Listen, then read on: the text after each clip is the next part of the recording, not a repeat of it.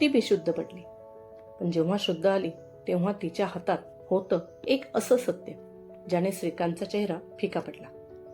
नमस्कार, तुम्ही पाहत आहात तुमची आवडती स्टोरी अग्नीर, आणि आज आपण घेऊन आलो आहोत भाग 61, जिथे नीराच्या आयुष्यात एक असा ट्विस्ट येतो जो तिचं संपूर्ण आयुष्य बदलू शकतो. एका बाजूला श्रीकांतचा स्वार्थ, त्याचा घाणेरडा खेळ, आणि दुसऱ्या बाजूला नीराच्या आयुष्यात आलेली एक नवी सुरुवात. पण जेव्हा हे दोन्ही समोरासमोर येतात तेव्हा काय होणार? चला तर मग सुरू करूया आजचा भाग. यावेळेस मात्र श्रीकांत घरी आला. ते 2-4 दिवस तो तिथेच थांबला. नीराला समोर बघताच तो ना दिवस बघत होता ना रात्र. त्याला समोर दिसायचा तो त्याचाच रंगीला खेळ. पण यावेळेस मात्र त्याला या खेळात जास्त टिकून राहायचं असल्याने त्याने तिची तब्येत जास्त खराब होणार नाही याची पण काळजी घेतली. पण यावेळेस नीराला काय होत होतं ते समजत नव्हते. तिला जेवणावरची वासना उडाली होती, पण श्रीकांत मात्र तिच्या जवळच हवा असेच वाटत होते. त्यामुळे त्याने कितीही त्रास दिला तरी ती तो त्रास सहन करायची, जणू तिच्या मनानेच तयारी केली होती. संध्याकाळी श्रीकांतचा फोन वाजला. फोनवरचे बोलणे झाल्यावर फोन खिशात ठेवून तो खुशीत मागे वळाला. मागे नीराला बघताच त्याने तिला आपल्या मिठीत घेतले आणि तिच्या गालावर चुंबन घेत तिला म्हणाला, मी तुला म्हटलं होतं ना, तू माझ्यासाठी खूप लकी आहेस. बघ, आज ही डील सुद्धा मला मिळाली. तो तिच्या भोवती आपली मिठी घट्ट आवळत म्हणाला, मी तुला सांगू शकत नाही, जेव्हाही मी तुला माझ्यात सामावून घेतो तेव्हा मला यश असे सहज मिळून जाते. तू फक्त बघ, एक दिवस मी एकदम टॉपला असेल आणि सगळी किड्या मुंग्यांसारखे मला तिथून बघतील. श्रीकांतच्या डोळ्यात चमक आणून तिला भविष्याची त्याने बघितलेली स्वप्ने सांगत होता. ती फक्त त्याच्या चेहऱ्यावरचा आनंद पाहत होती. जाऊ दे, चल, असाच वेळ होऊन जाईल. नाहीतर पटकन तयार हो, आज देसाई कॉन्ट्रॅक्टरने पार्टी ठेवली आहे, संध्याकाळी आपल्या तिथे जायला पाहिजे. तो असे म्हणून पटकन त्याच्या खोलीत वळला आणि येताना हातात एक पिशवी घेऊन आला. ती पिशवी त्याने नीराकडे दिली. नीराने ती उघडून बघितली तर त्यात संध्याकाळी तिला घालण्यासाठी छान पार्टीवेअर वन पीस होता. नीराने उघडून पाहिला तर तो वन पीस शॉर्ट होता. तो जेमतेम तिच्या गुडघ्यांपर्यंतच येत होता आणि तो वरच्या भागातून सुद्धा बराच ओपन होता. त्यामुळे तिचा खांद्याचा जवळचा भाग उघडाच पडणार होता. नीराने याआधी अशा प्रकारचे कपडे कधीच घातले नव्हते. तो बोलायचा, रागवायचा म्हणून ती त्याने आणून दिलेल्या नाईटी सुद्धा कशाबशा घालत होती. त्यात आता असे कपडे घालून पार्टीत जायचे कसे याचा विचार करतच होती की तो थोड्या मोठ्या आवाजात म्हणाला, एवढा विचार करू नको, तुझ्यासोबत मी सुद्धा त्या पार्टीला असणार आहे. त्यामुळे मला पुन्हा नाही म्हणण्याची हिंमत करू नकोस. जा, पटकन घालून ये. नीराने कशी तरी आपली मान हलवली आणि ती तयार व्हायला लागली. नीरा श्रीकांत सोबत पार्टीत तर आली, पण त्या ड्रेसमुळे तिला बरेच अनकम्फर्टेबल वाटू लागले. ती कधी तो ड्रेस हाताने वरून झाकण्याचा प्रयत्न करत होती तर कधी त्याला खालून ओढवून तिचे पाय लपवण्याचा प्रयत्न करत होती. अशी गावंढळ बाईसारखी वागू नकोस. पहिल्यांदा माझ्यासोबत बाहेर आली आहेस तर माझी बायको असल्यासारखं वाग. त्याने हसतच पण रागात तिला सांगितलं. त्यावर तिने सुद्धा चेहऱ्यावर स्माईल आणून त्याच्या हातामध्ये आपला हात गुंफला. Hello mister Sarnaik, nice to meet you. एक नीरापेक्षा कमी वयाची मुलगी तिच्या कमरेच्या मादक हालचाली करत श्रीकांत पर्यंत चालत आली. तसंच श्रीकांतने नीराचा हात सोडून तिच्या हातात हात दिला. त्या मुलीने त्याचा हात धरून त्याच्या गालावर आपले ओठ टेकवले आणि परत त्याचा हात पकडून तिथून घेऊन गेली. नीरा त्या दोघा जाणाऱ्यांना डोळ्यात पाणी आणून बघत होती. त्या मुलीने मांड्यांच्या वर येईल एवढा शॉर्ट ड्रेस घातला होता. रंगाने एकदम गोरी आणि त्यावर भडक असा मेकअप केलेला होता. त्या मुलीने एक ग्लास श्रीकांतच्या हातात दिला आणि दुसरा ग्लास स्वतःच्या हातात घेतला.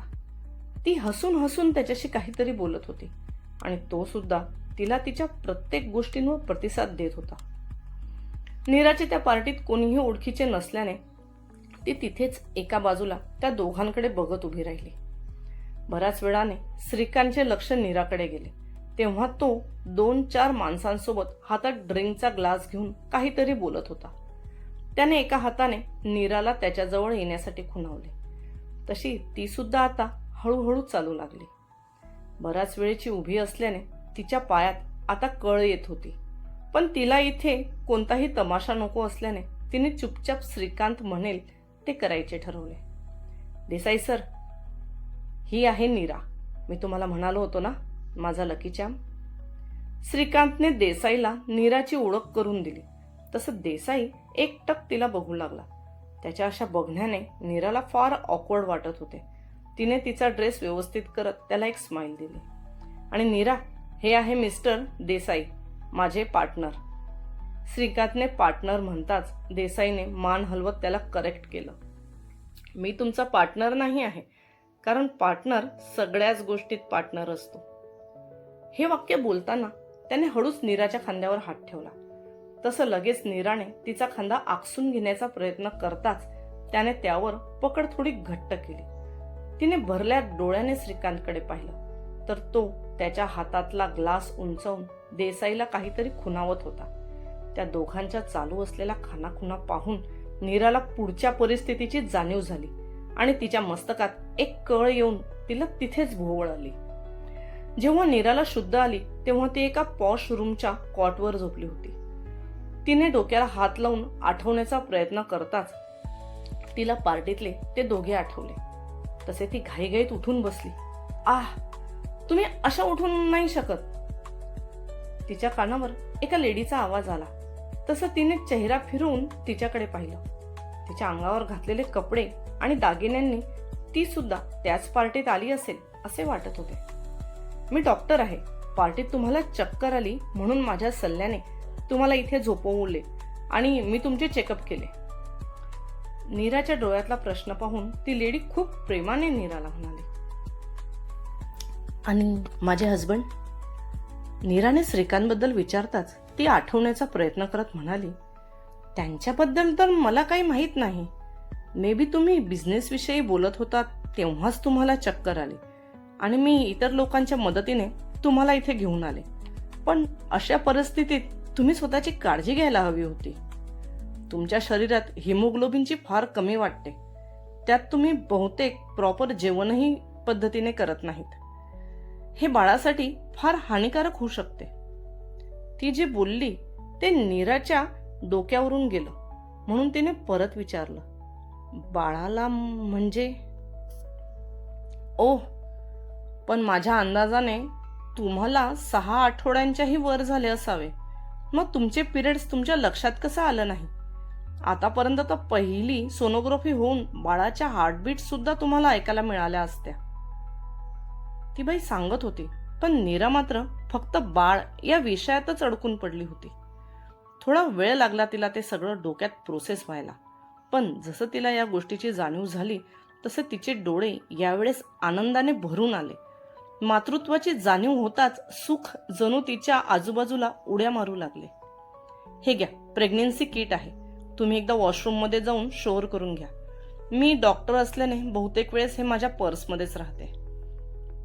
तिने थोडं हसत सांगितलं.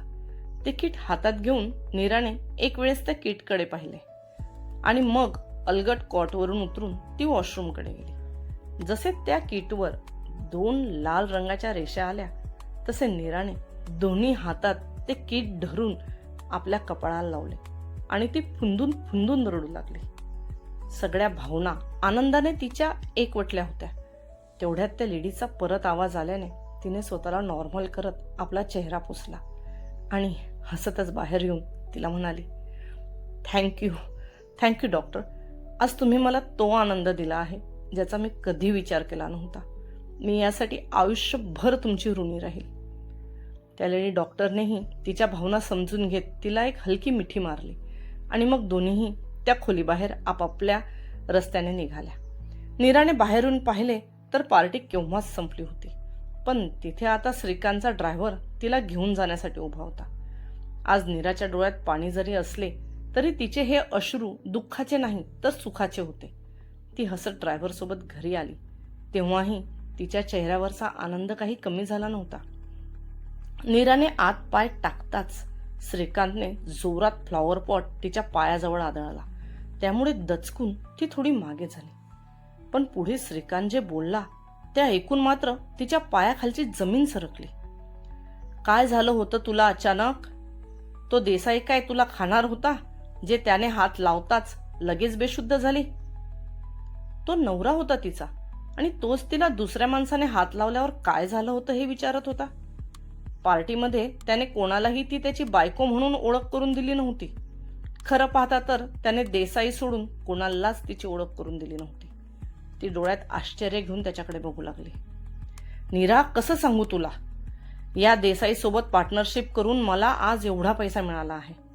तुला हे घर दिसतं आहे, ही गाडी दिसते, हे सगळं या देसाईमुळे झालं आहे. श्रीकांतने त्याच्या दोन्ही हातांनी तिचे खांदे धरले आणि तिच्याकडे बघत सांगू लागला, मी तर त्याच्या 3-4 प्रोजेक्टमध्ये फक्त 10% पार्टनर आहे, पण त्या सर्व प्रोजेक्टमध्ये तो एकटा 60% पार्टनर असतो. त्याने आता तिचा हात धरला आणि दरवाजाला आतून कडी लावत तिला सोफ्यावर घेऊन बसला. तिचा हात त्याच्या हातात घेऊन तो तिला समजावू लागला, असे कितीतरी त्याचे प्रोजेक्ट चालू आहेत. जर उद्या मी त्याच्या अर्ध्या प्रोजेक्टमध्ये जरी त्याला पार्टनर झालो तरी सुद्धा तू विचारही करू शकत नाही एवढा आपला फायदा होईल. तो तिला आपला फायदा म्हणून हळूहळू काय समजवण्याचा प्रयत्न करत होता ते तिच्या लक्षात यायला लागले होते. तसे तिने त्याच्या हातातून तिचा हात सोडवला आणि त्याला विचारले, फायदा? मग ठीक आहे ना, करा ना त्याच्यासोबत पार्टनरशिप, पण कामाची. शेवटच्या शब्दावर ती जरा जास्त जोर देत बोलली, तेच तर तुला समजवतो आहे, सगळीच कामं सरळ रस्त्याने होत नसतात. काही कामांसाठी आपल्याला आपला रस्ता वाकडा करावा लागतो. नीरा उठून उभी राहिली आणि त्याला म्हणाली, ठीक आहे, तुम्ही करा तुमची कामं, मी जाऊन चेंज करून जरा वेळ पडते. खरं तर तिला वाईट वाटत होतं. तिला त्याच्या समोर भोवळ आलेली, पण तो तिला तिथेच सोडून घरी निघून आला होता आणि ती घरी आल्यावर त्याने एक शब्दानेही तिला तिच्याबद्दल विचारले नाही. नीरा खोलीत जाण्याकरता वळलीच होती की त्याने तिला हाताला धरून परत मागे ओढले. आज जरा जास्त नाटक करते आहेस असं नाही वाटत? मी जेवढ्या प्रेमाने समजवतो तेवढीच डोक्यावर बसायला लागली आहेस. आता तो हळूहळू त्याच्या खऱ्या रूपात येऊ लागला. इतकी पण भोळेपणाचा आव आणू नकोस की मी तुला काय म्हणतो ते सुद्धा समजत नाही. देसाई कॉन्ट्रॅक्टरचे नवीन 2 प्रोजेक्ट ओपन होत आहे आणि त्या प्रत्येक प्रोजेक्टमध्ये त्याने मला 40% ऑफ पार्टनरशिप ऑफर केली आहे. आणि तुला तर माहीत आहे, मी जर 10% साठी तुझ्या आईवडिलांचा जीव घेऊ शकतो तर 40% साठी, असं म्हणत तो हसायला लागला. पण यावेळेस त्याच्या हसण्याला नीरा घाबरली नाही आणि जसे नेहमीप्रमाणे तिच्या डोळ्यात त्याला भीती दिसायची तशी दिसली नाही. तसं त्याने चवताळून तिचे केस मागून ओढले, ज्यामुळे ती कळवळली तर नाहीच, पण चेहऱ्यावर एक छोटी स्माईल आणून त्याच्याकडे पाहिलं आणि एवढा वेळ तिच्या मुठीत असलेली ती वस्तू तिने त्याच्या पुढ्यात सरकवली. जशी त्याची नजर नीराच्या तळहातावरच्या त्या वस्तूवर गेली तसे त्याचे डोळे मोठे झाले आणि त्याच्या तोंडातून आपसुक हे शब्द निघाले, हे कसं काय शक्य आहे? मी तर... एका हातात तिचं मातृत्व आणि दुसऱ्या हातात त्याचा पापांचा डोंगर. आता नीरा कोणता मार्ग निवडणार? स्वतःसाठी की तिच्या बाळासाठी? कारण या क्षणानंतर तिचं आयुष्य कधीच पूर्वीसारखं राहणार नाही. जर तुम्हाला हा भाग आवडला असेल तर व्हिडिओला नक्की लाईक करा. तुमचं मत कमेंटमध्ये नक्की सांगा आणि अशाच जबरदस्त स्टोरी चॅनलला सबस्क्राईब करून बेल आयकन दाबायला विसरू नका. पुन्हा भेटूया पुढच्या भागात. तोपर्यंत काळजी घ्या.